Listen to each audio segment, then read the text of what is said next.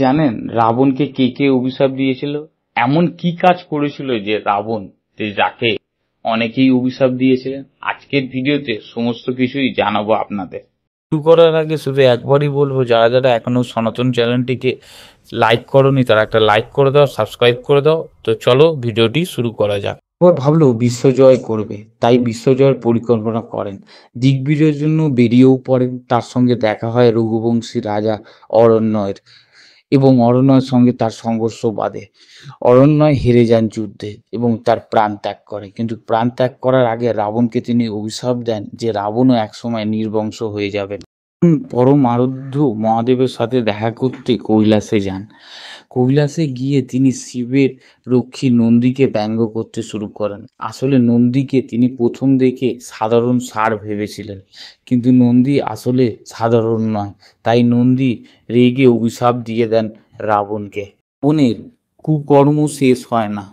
এরপর কি কুকর্ম করে চলুন সেটিই বলা যায়। একদিন রাবণ পুষ্পক বিমানে করে যাচ্ছিলেন। সেই ভ্রমণের সময় তিনি বেদবতী নামে এক পরম সুন্দরী নারীকে বিষ্ণুর উপাসনায় রত থাকতে দেখেন। তার রূপ দেখে রাবণ হয়ে যান এবং তার কৈশব ধরে তাকে অপহরণের চেষ্টা করেন, এবং এই নারী রাবণের হাত থেকে বাঁচার জন্য অগ্নিতে সমর্পণ করেন। মৃত্যুর আগে তিনি রাবণকে অভিশাপ দিয়ে যান। স্বর্গে পৌঁছান এবং তিনি সেখানে গিয়ে রম্ভাকে দেখতে পান। রম্ভার রূপে মুগ্ধ হবার পর তিনি রম্ভার সঙ্গে সম্পর্ক স্থাপন করতে চান, কিন্তু রম্ভা তাকে স্মরণ করিয়ে দেয় যে তিনি সম্পর্কে তার বৌমা হয়। কিন্তু রাবণ এই সমস্ত সম্পর্ক মানে না এবং সেখানেই নলকূপ উপস্থিত হন এবং রাবণকে অভিশাপ দেন।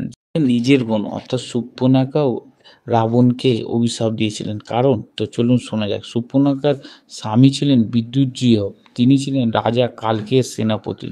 বাইরে বেরিয়ে রাবণ কালকেকে আক্রমণ করে এবং যুদ্ধে বিদ্যুৎজয় নিহত হন, এবং রেগে গিয়ে শূর্পণখা রাবণকে অভিশাপ দিয়ে দেন।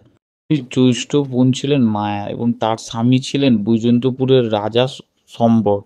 রাবণ তার বোন মায়ার প্রতিও আসক্ত হন এবং তিনি সম্বরের অনুপস্থিতিতে মায়াকে কব্জা করার চেষ্টা করেন। সম্বর সেখানে পৌঁছালে রাবণ তাকে হত্যা করেন এবং মায়াকে হরণ করার চেষ্টা করেন। মায়া প্রাণ বাঁচানোর জন্য তিনি আত্মঘাতী হন।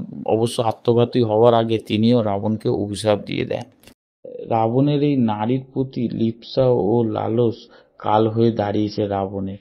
এর জন্যই তার পতন হয়। আপনারা কি মনে করেন সেটিও কমেন্ট করে জানাবেন, আর ভিডিওটি কেমন লাগলো সেটিও জানাবেন।